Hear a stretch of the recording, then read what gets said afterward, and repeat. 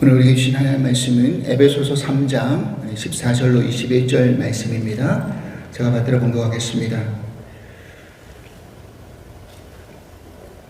이러므로 내가 하늘과 땅에 있는 각 족속에게 이름을 주신 아버지 앞에 무릎을 꿇고 비노니 그의 영광의 풍성함을 따라 그의 성령으로 말미암아 너희 속사람을 능력으로 강건하게 하시오며 믿음으로 말미암아 그리스도께서 너희 마음에 계시게 하시옵고 너희가 사랑 가운데에서 뿌리가 박히고 터가 굳어져서 능히 모든 성도와 함께 지식에 넘치는 그리스도의 사랑을 알고 그 너비와 길이와 높이와 깊이가 어떠함을 깨달아 하나님의 모든 충만하신 것으로 너희에게 충만하게 하시기를 구하노라. 우리 가운데서 역사하시는 능력대로 우리가 구하거나 생각하는 모든 것에 더 넘치도록 능히 하실 이에게 교회 안에서와 그리스도 예수 안에서 영광이 대대로 영원 무궁하기를 원하노라. 아멘. 할렐루야. 우리 한 번 더 우리 전우자에 계신 분들과 아름다운 미소를 띄우시면서 인사하겠습니다. 우리 이렇게 인사하시죠. 그리스도가 우리 마음 가운데 계십니다. 이렇게 한번 인사해 주시죠. 그리스도가 우리 마음 가운데 계십니다. 그리스도가 우리 마음 가운데 계십니다. 네. 그리스도가 우리 마음 가운데 계시면 밝을 수밖에 없죠. 모든 근심도 어두움도 다 사라집니다. 그리스도가 우리 마음 가운데 계시기 때문에 그렇습니다.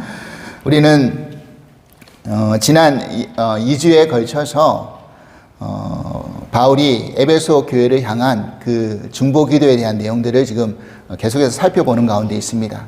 그래서 성령으로 말미암아 우리의 속사람이 좀 강건하게 해달라라는 그것과 그리고 우리의 믿음으로 말미암아 그리스도가 우리 마음 가운데 계시기를 원한다라는 그 기도가 어떤 의미가 담겨져 있는 기도인지에 대한 내용을 함께 살펴보았습니다. 그래서 오늘은 여러분들과 함께 넘치는 그리스도의 사랑이라는 말씀의 제목으로 계속해서 이 바울이 에베소 교회를 향한 이 중보의 기도에 대한 내용을 살펴보고자 합니다. 오늘도 말씀의 그 본문에 들어가기 앞서서 여러분들에게 또 기도에 관한 한 에피소드를 말씀드리고 이제 시작을 하길 원합니다.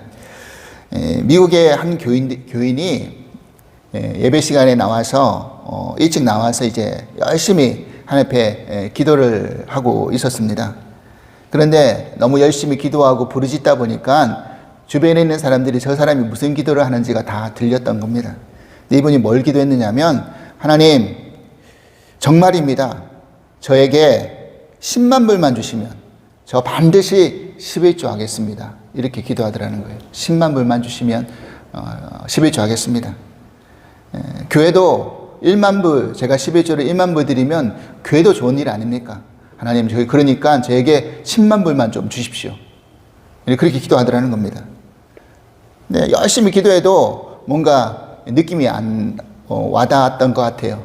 그러니까 이분이 다시 어떻게 기도했느냐면 만일 하나님 제가 11조 드리겠다는 그 말을 못 믿으시겠으면 미리 1만 불을 떼시고 9만 불만 저를 주십시오. 이렇게 기도하더라는 겁니다. 여러분 아마도 이 기도의 어떤 모습들은 우리가 영적으로 성숙되지 못하면 이런 식으로 이제 기도하기가 참 쉽겠죠. 근데 지금 우리가 살펴보고 있는 이 바울의 기도는 그런 육신의 어떤 문제를 해결해 달라, 또 육신의 욕심에 어떤 것들을 채워달라, 이런 기도가 아니라는 것을 우리는 알 수 있습니다. 전부 다 어떤 기도를 하고 있느냐면 영적인 내용을 가지고 기도하고 있다는 사실입니다. 왜냐하면 사실 육신의 문제라는 것은 내가 어떤 문제 하나가 해결되면 그것으로 끝나는 게 아니라 또 다른 문제가 반드시 생겨날 수밖에 없습니다.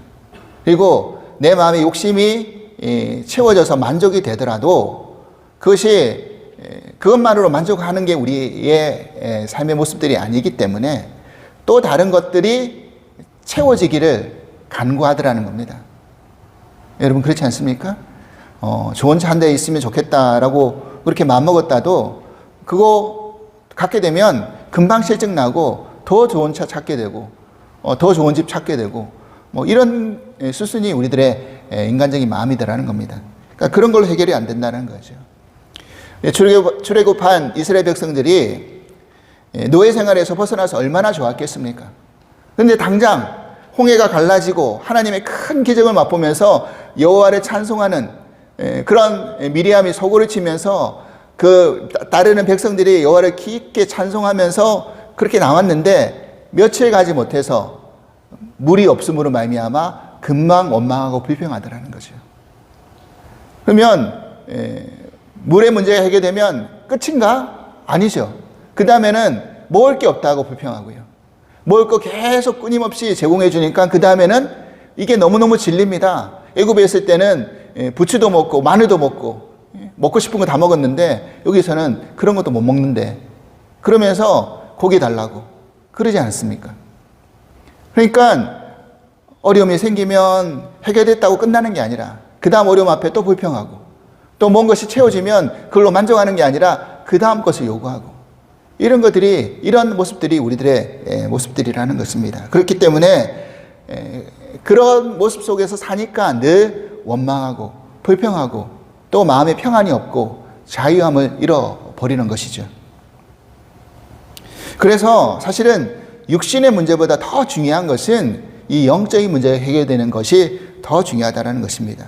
그렇기 때문에 우리의 속사람이 강건해져야 되는 것이고 그리고 내 마음 가운데 주님이 임재하셔야 되는 것이고 그리고 그 주님의 사랑을 알아감으로 말미암아 하나님의 충만한 것이 충만함으로 하나님의 충만함이 충만함으로 채워지는 그런 역사가 일어날 때 우리의 육신의 욕심도 문제도 다 띄워놓고 주관하고 다스려 나갈 수 있게 되더라는 것입니다. 그래서 그런 일에 우리가 더 집중하고 기도해야 된다는 것을 이제 바울이 우리들에게 이야기를 해주고 있는 것이죠. 그렇다면 오늘 바울이 기도하고 있는 내용 가운데 두 번째 무엇을 간구하고 있는지를 한번 살펴보겠습니다. 바울이 지금 두 번째 기도하는 내용은 뭐였냐면요. 오늘 본문 17절 후반절에서 18절 내용입니다. 우리 이 본문 같이 한번 읽어보실까요? 시작. 믿음으로 말미암아 그리스도께서 너희 마음에 계시게 하시옵고 너희가 사랑 가운데서 뿌리가 박히고 터가 굳어져서 능히 모든 성도와 함께 지식에 넘치는 그리스도의 사랑을 알고 바로 이 부분입니다. 즉 7절 후반절 너희가 사랑 가운데 뿌리가 박히고 터가 굳어져서 능히 모든 성도와 함께 지식에 넘치는 그리스도의 사랑을 알게 해달라는 기도였습니다. 그러면 사랑 가운데 뿌리가 박히고 터가 굳어진다. 이거는 누구의 사랑 가운데 뿌리가 박혀야 되고 터가 굳어져야 되는 것입니까?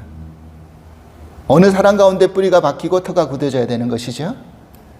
그건 다른 게 아니라 바로 하나님의 사랑 가운데 그리스도의 사랑 가운데 뿌리가 박히고 터가 굳어져야 하는 것입니다. 이 부분은 뿌리가 박히는 것과 터가 굳어지는 것은 다 기초에 관한 문제입니다. 그죠? 그래서 나무가 뿌리가 깊이 박혀 있으면 큰 바람이 불어오더라도 쉽게 흔들리거나 뿌리 뽑히거나 넘어지지 않는 거죠. 제가 예전에 그 템플시티라는 그런 도시에서 살았던 적이 있습니다. 근데 어느 해에 아주 큰 돌풍이 불어온 적이 있었습니다. 저희 집 도로 주변에는 큰 나무들이 많이 있었거든요. 그런데 그 돌풍이 불던 그 밤에 그 돌풍이 다 지나가고 그 다음날 아침에 문 밖을 나갔을 때 아주 놀라운 광경이 눈앞에 펼쳐졌습니다.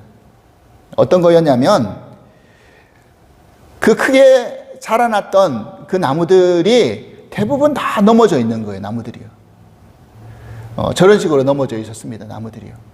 그때 그 사진은 아니지만 그런 비슷한 사진을 제가 뽑아서 여러분들에게 저렇게 예 사진으로 보여드리는 겁니다. 저렇게 넘어져 있었어요. 그러니까 도시 전체에 저렇게 넘어진 나무들이 너무 많았던 거죠. 그래서 정전이 일어나고 이제 휴교가 되어가지고 아이들 학교도 못 가고 며칠 동안 저거 나무 걷어내고 복구하는 일한 시간을 꽤 보냈던 것입니다. 그런데 그 도로 주변을 쭉 따라가면서 넘어진 나무를 쭉 살펴보니까 마치 저런 거였습니다. 나무의 뿌리가 깊지 않은 거였어요. 그래서 겉보기에는 나무가 아주 크고 또 멀쩡해 보여가지고 아주 튼튼한 나무겠거니, 뿌리가 깊은 나무겠거니 생각했는데 막상 넘어진 나무를 보니까 저런 식으로 뿌리가 얕았던 것을 발견하게 된 겁니다. 여러분, 한국에 가면 태풍 많이 불잖아요. 이번에도 태풍이 불어왔는데, 그래서 사실 한국의 나무들은 저런 식으로 뿌리 뽑히는 게 별로 없어요. 나무가 꺾인다든지 이런 일들은 있지만 완전히 송두리째 뿌리 뽑히는 일들은 별로 없습니다. 진짜 센 바람이 아니고서는요. 근데 그때 느꼈던 그런 돌풍은 그 정도의 한국에서 세게 불었던 태풍도 아니었거든요. 그래서 놀랐던 겁니다. 아침에 나가서 나무들이 다 넘어진 것을 보고 놀랐던 것입니다. 그러면서 생각했어요. 아니, 왜 이렇게 나무들이 뿌리가 깊지 않고 저런 식으로 바람 때문에 넘어지는 걸까? 알고 보니까 미국 이 LA가 이제 그 관제 시설이 잘 돼 있으니까 스프링클러가 계속 나오잖아요. 시간만 되면. 그러니까 쉽게 나무들이 물을 얻을 수가 있으니까 뿌리가 깊이 물을 찾으려고 내려갈 필요가 없는 겁니다. 그렇게 뿌리를 깊이 내리지 않아도 물은 계속 공급이 되니까 얕은 뿌리만 있어도 충분히 나무가 자랄 수 있는 거죠. 그러니까 한번 센 바람이 불면 저런 식으로 넘어지더라는 겁니다. 그래서 저는 그 모습을 보면서 그런 생각을 했어요. 참, 우리 인생도 뭔가 쉽게 얻어지고 쉽게 뭔가를 이루면 그 삶의 수준도 깊어질 수 없겠구나라는 생각을 하게 되었습니다.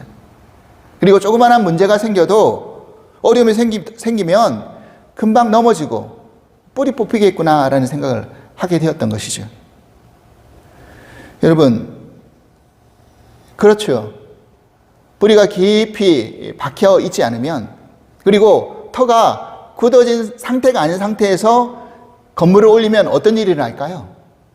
아마 그 건물도 금방 무너져 내릴 겁니다.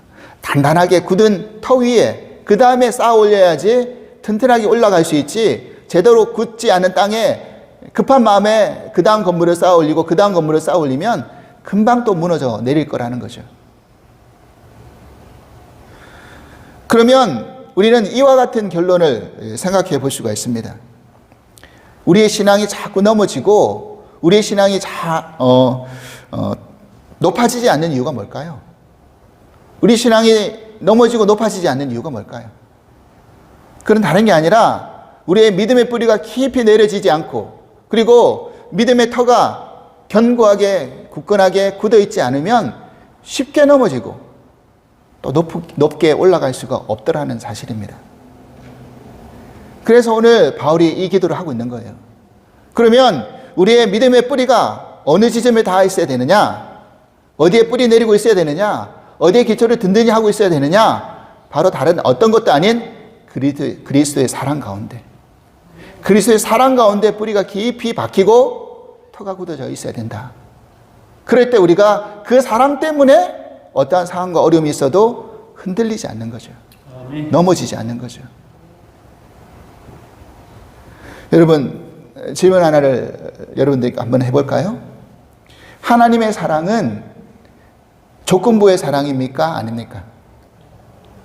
하나님의 사랑은 조건부의 사랑입니까? 아닙니까? 다시 말해서 우리가 뭘 잘해서 하나님 우리를 사랑하시는 겁니까? 그거 아니죠. 우리는 하나님의 사랑을 아가페의 사랑이라고 이야기합니다. 그래서 그 아가페의 사랑은 무조건적인 사랑입니다. 여러분 많이 들어보셨죠? 우리가 믿음 생활 잘했기 때문에, 봉사를 열심히 하고 있기 때문에, 헌신을 많이 하고 있기 때문에, 열심히 섬기기 때문에 하나님 우리를 지금 사랑하고 계시는 겁니까? 그거 아니라는 거잖아요. 하나님은 우리를 자녀 삼으시는 그 순간부터 우리를 사랑하셨습니다. 마치 부모가 자녀가 태어나면 그냥 사랑하는 거잖아요. 여러분 안 그렇습니까? 부모에게 자녀가 효도한다고 해서, 부모 말을 잘 듣고 순종한다고 해서 부모가 자녀를 사랑하는 겁니까? 태어나는 순간부터 내 아기고 내 아들이고 내 딸이기 때문에 사랑하는 거잖아요. 하나님의 사랑이 그와 같다는 겁니다. 그리고 부모가 자녀를 먼저 사랑하지 자녀가 부모를 먼저 사랑하는 법이 어디 있습니까? 하나님의 사랑도 그렇다라는 거예요. 하나님이 우리를 먼저 사랑하셨다라는 겁니다. 그런데 하나님이 우리의 어떤 모습 속에서도 먼저 사랑하셨는지를 우리는 잘 알아야 됩니다. 성경 뭐라고 이야기하고 있습니까? 로마서 5장 8절입니다. 보십시오. 한번 같이 읽어볼까요? 시작. 우리가 아직 죄인 되었을 때 그리스도께서 우리를 위하여 죽으심으로 하나님께서 우리에 대한 자기의 사랑을 확증하셨느니라.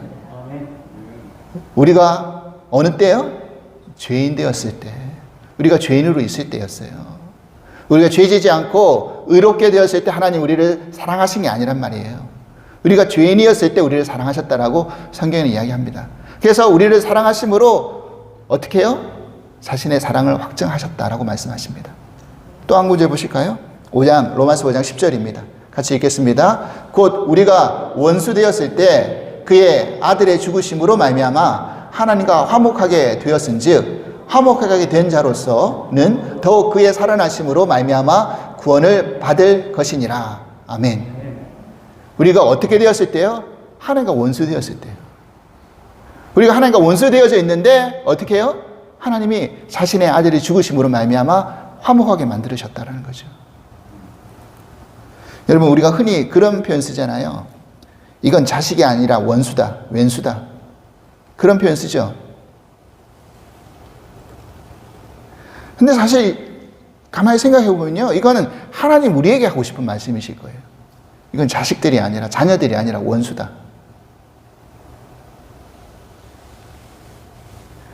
우리가 하나님과 원수 되었을 때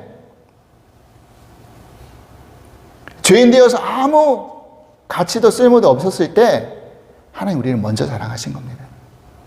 자신의 아들을 내어주셨어요. 그래서 하나님과 우리의 관계가 화목하게 되었고 하나님이 우리를 어떻게 사랑하시는지에 대한 그 사랑의 증거를 확증하시면서 보여주셨습니다. 우리 이 사랑을 아는 거죠. 그래서 이제 우리는 하나님과 화목하게 되었기 때문에 하나님의 사랑이 우리 가운데 들어오게 된 것입니다. 그래서 성경은 그것을 이렇게 설명해 주고 있는 거죠. 요한 1서 4장 15절로 16절 말씀입니다. 같이 읽겠습니다. 누구든지 예수를 하나님의 아들이라 시인하면 하나님이 그의 안에 거하시고 그도 하나님 안에 거하느니라. 하나님이 우리를 사랑하시는 사랑을 우리가 알고 믿었노니 하나님은 사랑이시라. 사랑 안에 거하는 자는 하나님 안에 거하고 하나님도 그의 안에 거하시느니라. 아멘. 그렇죠. 우리가 예수를 하나님의 아들이라고 시인하면 하나님이 우리 안에 거하신답니다. 우리도 하나님 안에 거하는 게 되는 것이고요. 하나님은 사랑이시기 때문에 그러면 당연히 하나님의 사랑이 우리 가운데 거하는 거죠. 이 원리를 우리가 잘 아셔야 되는 겁니다.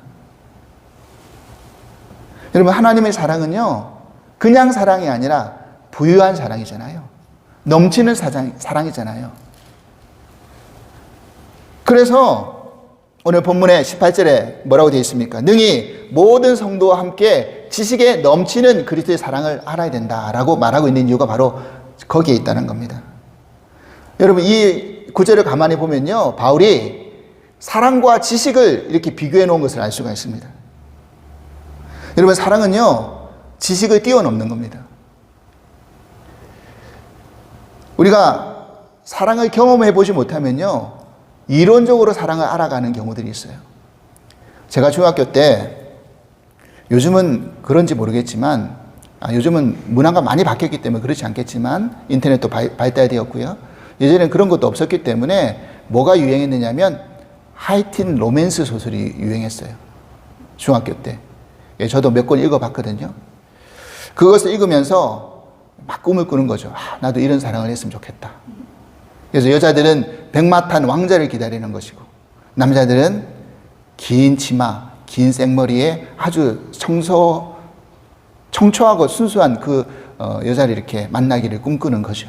그런 소설을 읽으면서 말이죠. 근데 막상 연애하고 사랑하다 보면 이 이론하고 실제하고 다르다는 것을 많이 알 수가 있는 거죠. 제가 알고 있는 어느 목사님의 아들이 고등학교 때 여자친구를 만났는데, 이 SNS 소셜 네트워크 상에서의 그런 문자를 주고받고 이제 서로 이렇게 표현하는 건 너무너무 잘하는 거예요. 근데 막상 이제 만나서 대화를 하려고 그러면 대화가 안 되는 거예요. 그래가지고 얼마 사귀지 못하고 헤어졌다라는 그런 슬픈 그 이야기를 제가 들은 적이 있습니다. 그러니까 이 사랑이 이론적으로 되지 않는 거예요. 실제 경험해 보면 이론하고 전혀 다른 그런 사랑들이 이제 펼쳐지는 거잖아요. 근데 중요한 건 뭐냐면요, 우리가 사랑을 하게 되면요, 에너지가 들어옵니다. 에너지가. 사랑할 때 에너지가 솟아나요. 힘이 나는 거죠. 어디서 그런 힘이 생기는지 모르겠습니다. 여러분 그렇지 않을까요? 여러분도 연애했던 시절 한번 떠올려 보십시오. 사랑에 스파크가 튀면 어떤 일을 하더라도 하나도 힘이 되지 않아요. 가장 왕성할 때, 활동적일 때는 아마 내가 누군가를 사랑하고 연애했을 때였을 것이라 생각이 듭니다.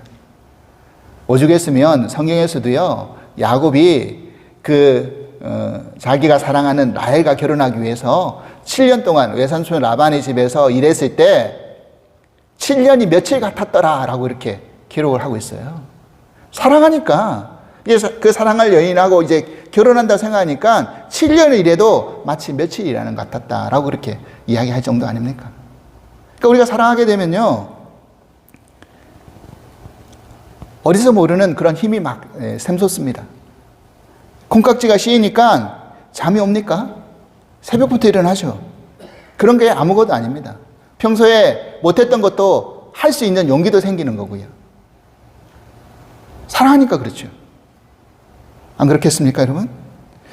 여러분, 그리고요, 사랑은요, 절대로 이성적일 수가 없어요. 합리적일 수가 없어요. 사랑은 이성을 넘어가기 때문에 저 사람이 어떤 사랑하는 사람들의 모습을 보면요, 저 사람 좀 맛이 같다라고 표현하는, 좀 속된 말로 그렇게 이야기하는 사람도 있어요. 예전에 제가 너는 내 운명이라는 그런 오래전에 영화를 본 적이 있습니다. 예, 그 순수한 시골 청년과 티켓다방을 하는 여인이랑 이렇게 서로 사랑하는 그런 스토리의 내용이에요. 근데 그 영화를 보면서 어떤 생각이 들었냐면, 이제 그 여자가 어떤 어려움을 통해 가지고 누구를 이제 죽이고 감옥에 갇힙니다. 근데 이 순수한 총각이 이 여자를 너무너무 사랑하니까 감옥에 면회 와가지고 그 철장 사이로 그 여인을 만나려고 막 손을 집어넣고 몸부림을 치는 거예요. 엄마가 뒤에서 끌어당기고 간수가 끌어당기는데도 나 이 여자 만나야 된다고 그러는 거예요. 완전히 비현실적이죠. 어떻게 저렇게 할 수 있을까라고 생각이 들었죠. 근데 그런 생각이 들었던 거예요. 아, 그렇지. 진짜 사랑하게 되면 뭐 물불을 가릴 수가 있을까? 합리적으로, 이성적으로 내가 그렇게 살 수 있을까? 그렇게 안 되는 거죠. 여러분, 10시간 통화해도 지치질 않는 거예요. 못 부르는 세레나데를 불러도 좋은 거예요. 이게 저희 경험담입니다. 잘 못 부르는 세레나데를 듣기 싫어하는데 제가 막 내가 작곡했으니까 한번 들어볼래 하면서 이렇게 노래 부르고 말이죠. 저만 감동하고 취하고 그랬던 적이 있어요. 사랑밖에 난 몰라 라고 이렇게 노래를 하고 다녀도 부끄럽지 않고 말이죠. 여러분, 저만 그랬습니까? 한때 여러분들도 다 연애하시면서 결혼하실 때 다 그랬잖아요. 뭐 저만 그랬다는 것처럼 나는 안 그랬다라는 그런 미소를 띄우시는데 다 그랬잖아요. 여러분, 결혼하고 연애하실 때, 사랑하실 때. 여러분, 그래서 우리가 그런 생각을 해봅니다. 만약 하나님 일을 할 때도 그런 거 아닐까라는 생각이 드는 거예요. 무슨 말이냐면, 내가 정말 하나님의 사랑을 깨닫고 알고 일하는 것과 그렇지 않은 것에는 많은 차이가 있다는 겁니다. 사랑의 힘으로 봉사하고 사랑의 힘으로 섬기면 쉽게 지치질 않는 거죠. 그런데 내가 받은 직분에 해당하는 체면 때문에, 내가 임원을 맡은 책임과 의무 때문에 봉사하고 섬기게 되면요, 할 수는 있겠지만 금방 힘이 빠져버리죠. 지치죠. 안 그렇겠습니까, 여러분? 힘이 들어요. 왜? 내 힘으로 하려고 하니까. 의무고 책임감으로 하려고 하니까 힘이 드는 거죠. 다시 말하지만 우리가 하나님을 사랑하는 마음 가운데 젖어들어서 하는 일은 하나도 힘이 들지 않습니다. 우리가 연애할 때 그랬던 것처럼 말이죠. 하나도 힘이 들지 않는 거죠. 어떤 일도 생겨나고 열정도 불타오르고 어떤 대가도 요구하지 않죠. 그렇게 되는 겁니다. 그런데 우리가 저 그리스도의 사랑을 알아야 되는 것인데, 그러면 그리스도의 사랑을 알게 되면 어떤 일이 생기느냐? 우리의 사랑을 하나님을 사랑하는 그 단계에만 머물러라고 이야기하고 있지 않다라는 거예요, 성경에서는요. 하나님이 나를 무조건적으로 사랑해 주시기 때문에 내가 하나님을 사랑합니다라는 거 쉬워요. 여러분 그렇지 않겠습니까? 근데 그 수준까지만 성경에서 요구하고 있는 게 아닌 게 문제인 거예요. 성경 보시겠습니다. 마태복음 22장 35절로 40절 말씀입니다. 우리 같이 한번 읽어보실까요? 시작. 그 중에 한 율법사가 예수를 시험하여 묻되, 선생님, 율법 중에서 어느 계명이 크니까? 예수께서 이르시되, 내 마음을 다하고 목숨을 다하고 뜻을 다하여 주 너의 하나님을 사랑하라 하셨으니 이것이 크고 첫째 되는 계명이요, 둘째도 그와 같으니 내 이웃을 내 자신같이 사랑하라 하셨으니 이 두 계명이 온 율법과 선지자의 강령이니라. 아멘. 이 말씀 너무 우리가 잘 알잖아요.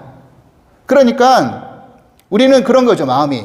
하나님이 나를 무조건적으로 사랑해 주시고 조건 없이 사랑해 주시고 정말 모든 것을 다 바쳐서 사랑해 주시는 그 하나님의 사랑을 내가 알기 때문에 그 하나님 사랑하는 건 저는 아무 문제 없습니다.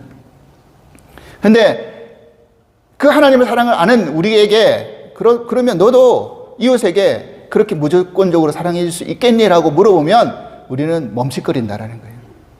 하나님 나를 그렇게 사랑해 주시는 것은 오케이지만 나는 그렇게 못하겠습니다라고 우리가 반응을 보이는 게 대부분이라는 거예요. 여러분 안 그렇습니까? 하나님 나를 무조건적으로 사랑해 주시는 것은 하나님이시니까 그렇지만 나는 안 그래요. 나는 어떻게 무조건적으로 사랑합니까? 우리의 반응이라는 거예요, 일반적으로. 근데 이 하나님의 사랑을 넘어서 그 다음 사랑을 우리들에게 요구하고 있다는 게 우리에게 어려운 부분이라는 겁니다, 사실은. 마음을 다하고 목숨을 다하고 뜻을 다하고 돈을 다하여 너의 하나님을 사랑하라. 왜? 마음에 있는 곳에 돈이 있으니까. 물질이 있는 곳에 돈이 있다고 성경이 이야기하잖아요.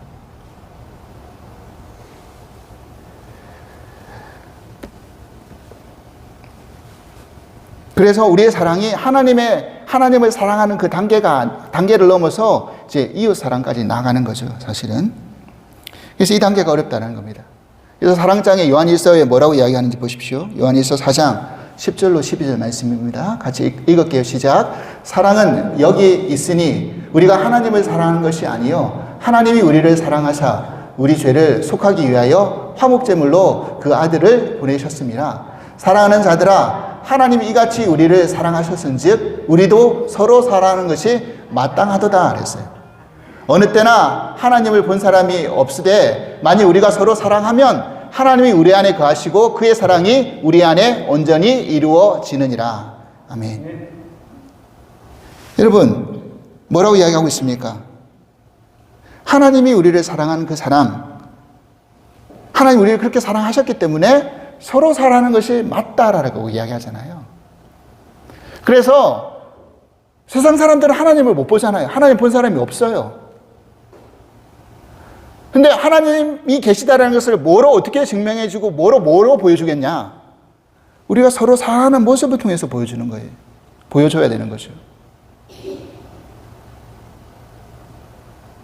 우리가 서로 사랑할 때 하나님의 사랑이 우리 안에 거하시고 그 사랑이 우리 안에 온전히 이루어진다는 것을 비춰주면서 하나님이 이런 분이시다라는 것을 증거해 나가는 거잖아요.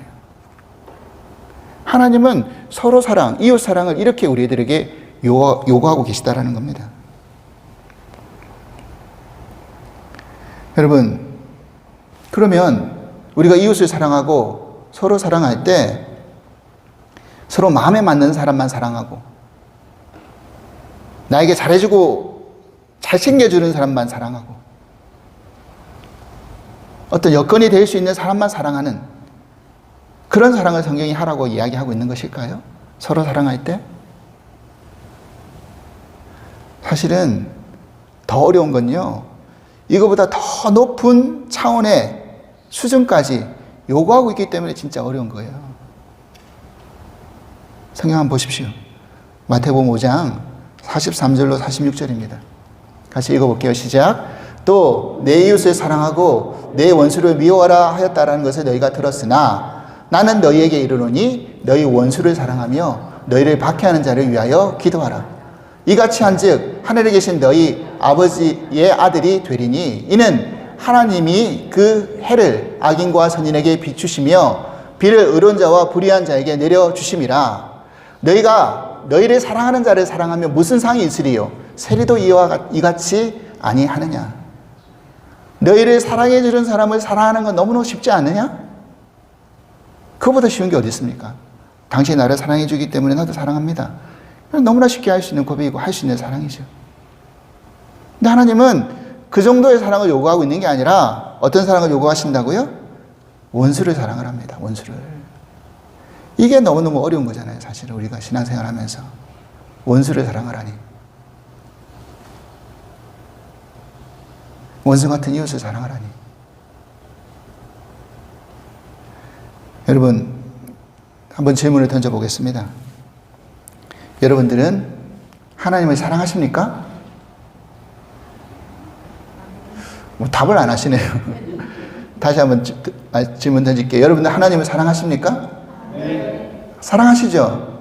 하나님 사랑한다는데 사랑하지 않는다라고 이야기하면 우리가 이 자리에 왜 있겠습니까? 하나님 사랑하기 때문에 이 자리에 다 있는 거죠. 그런데 이 성경을 보면서 다시 한번 질문을 던져볼게요. 요한일서 4장 20절에서 21절입니다. 제가 읽을게요. 이거는요.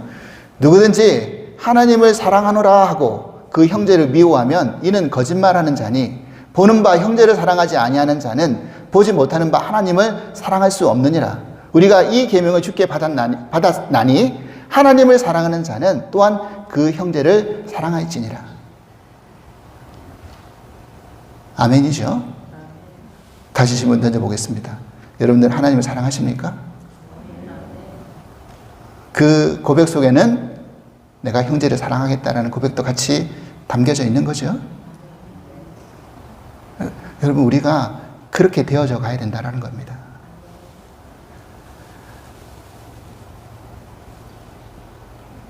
가만히 생각해 보면요, 하나님과 우리가 원수였잖아요. 원수 되었던 우리를 하나님이 사랑하셨잖아요. 그래서 내가 너희를 어떻게 사랑했는지를 본을 보여주셨잖아요. 모든 것을 아끼지 아니하고 모든 것을 다 내어놓으시고 우리를 사랑하셨잖아요. 독생자까지 내어놓으시면서 그 사랑을 우리에게 보여주셨잖아요.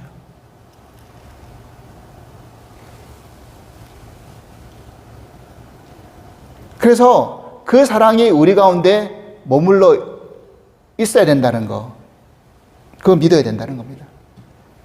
하나님이 내 안에, 내가 하나님 안에. 그렇게 되는 순간 하나님 사랑이 우리 가운데 들어오기 때문에 우리가 그 사랑으로 사랑해야 되는 거예요. 사실은 내 사랑으로 사랑하려고 그러면 쥐어짜도 안 되죠. 이게 내 사랑으로 어떻게 사랑이 됩니까? 예? 자식도 싫고 남편도 아내도 싫은데 이웃을 어떻게, 원수 같은 이웃을 어떻게 사랑합니까?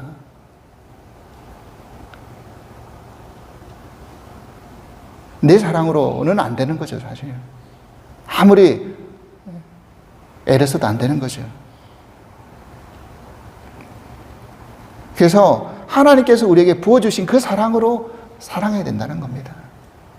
그래서 우리의 믿음의 뿌리가 그 그리스도의 사랑 가운데 박히고 그 터가 그리스도의 사랑 가운데 굳어져 쌓아져 올라갈 때 그렇게 사랑할 수 있다라고 이야기하고 있고, 그것을 위해서 바울이 지금 기도해 주고 있다는 겁니다.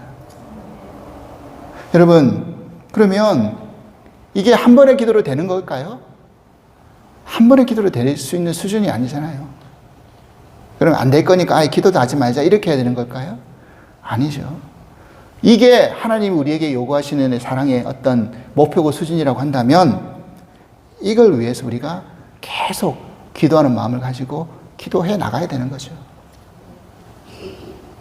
사랑하는 여러분, 에베소 교회는요, 초대교회 가운데 참 칭찬을 많이 받은 교회였어요.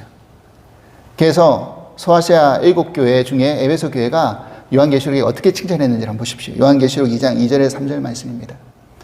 내가 내 행위와 수고와 내 인내를 알고 또 악한 자들을 용납하지 아니한 것과 자칭 사도라 하되 아닌 자들을 시험하여 그의 거짓된 것을 내가 드러낸 것과 또 내가 참고 내 이름 위하여 견디고 게으르지 아니한 것을 아노라. 이렇게 칭찬받았어요. 에베소 교회가 이런 교회였단 말이에요.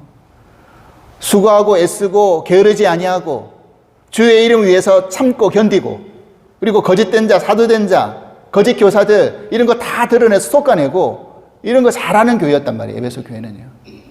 그런데 책망받은 것이 있단 말이에요. 이게 에베소 교회가 뭘 책망받은지 보십시오. 그 다음 구절입니다. 2장 4절 5절입니다. 우리 같이 읽어보겠습니다. 시작. 그러나 너를 책망할 것이 있나니 너의 처음 사랑을 버렸느니라. 그러므로 어디서 떨어졌는지를 생각하고 회개하여 처음 행위를 가지라. 만일 그러하지 아니하고 회개하지 아니하면 내가 내게 가서 내 촛대를 그 자리에서 옮기리라 그랬어요. 뭘 책망받았어요? 처음 사랑을 버렸다. 처음 사랑을. 너가 믿고 나를 처음 사랑했던 그 사랑 어디 갔느냐? 여러분, 교회가 옳고 그름을 따지는 장소만 되어서는 안 되잖아요. 맞고 틀린 것만 따지는 장소가 되어서는 안 되잖아요. 교회가 재판장입니까? 법원이에요, 교회가? 아니잖아요. 때로는 그런 것을 쏟아내고 분별하고 해야 될 것은 있어야 되지만 그렇다고 사랑마저 잊어버리면 안 되잖아요. 사랑마저 사라져버리면 안 되잖아요. 너의 처음 사랑은 어디 갔느냐? 처음 사랑은. 너가 그 처음 사랑으로 섬겼던 그 마음은 어디 갔느냐? 이거 지금 물어보시는 거 아니겠습니까? 그래서 우리가 이것을 놓고 우리가 기도해야 된다는 겁니다. 궁극적으로 하나님이 우리를 통해서 이루시고자 도달시키고자 하는 그 우리 믿음의 모습이 다른 어떤 것이 아니라 너가 정말 그 넘치도록 풍부한 그리스도의 사랑을 좀 깨달아서 알아서 그렇게 너희들이 좀 자라나가야 된다. 그 마음을 가지고 기도해야 된다라고 바울은 우리들에게 기도의 주문으로 우리들에게 권면해주고 알려주고 있는 것입니다. 우리가 포기하지 마시고 이 기도를 같이 함께 해나갈 수 있길 바랍니다. 그 첫 출발이 어디서부터 시작된다고요? 우리 속사람이 강건해지는 것부터. 그리스도가 내 마음 가운데 계시는 것부터. 그리스도가 계시니까 그 그리스도의 사랑 때문에 그 사랑으로 사랑하는 거잖아요. 그리스도가 계시지 않으면요, 내 사랑으로는 죽었다 깨어나도 사랑할 수 없습니다. 그리스도가 내 마음 가운데 계시니까 그 사랑으로 사랑하는 거죠. 여러분, 저도 마찬가지고 우리 모두가 마찬가지입니다. 이게 제가 그 정도 수준에 올라와서 여러분들에게 말씀드리고 있는 게 아니라는 것을 분명히 밝혀드립니다. 저도 애쓰고 있고, 저도 기도하고 있고, 저도 기도해야 되고, 우리 모두가 같이 기도해야 될 제목인 줄 믿습니다. 이 기도로 우리가 나아감으로 하나님의 충만함이 우리 가운데 충만히 임할 수 있는 은혜가 있기를 주님으로 간절히 기도합니다. 주님 감사합니다. 우리가 예수 그리스도를 사랑하는 그 사랑이 그 어떤 것으로 끊어질 수 있겠습니까? 어떠한 환난과 곤고와 기근과 여러 가지 핍박과 어려움이 있다 할지라도 하나님을 향한 그 사랑만큼은 그 어떤 무엇도 끊을 수 없다는 것을 우리는 너무나 잘 압니다. 하나님, 그 사랑이 우리 가운데 거하여 있으면, 머물러 있으면 그 사랑으로 말미암아 우리도 서로 사랑하고 원수도 사랑하고 이웃도 사랑할 수 있으리라고 믿습니다. 내 사랑으로 사랑하지 않게 하여 주시고 하나님 사랑으로 사랑할 수 있게끔 우리에게 힘을 허락하여 주시옵소서. 넘치는 그 사랑으로 말미암아 우리가 교회 안에 하나님의 사랑이 더 드러나고 보이지 않는 하나님을 증거하고 나타낼 수 있는 그런 은혜가 넘쳐날 수 있도록 허락하여 주시옵소서. 감사하며 예수 그리스도 이름으로 기도합나이다. 아멘.